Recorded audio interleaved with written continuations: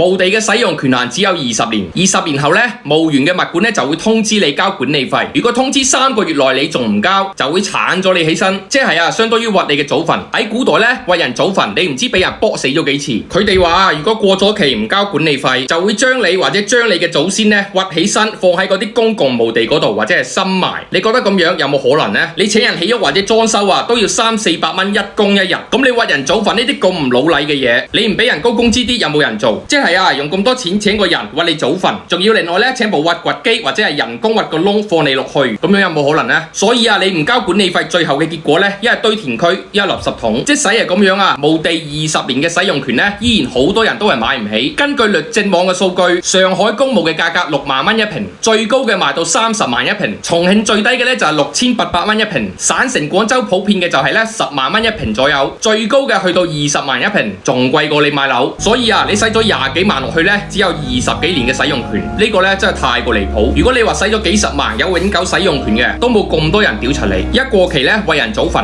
真係太過離譜啦。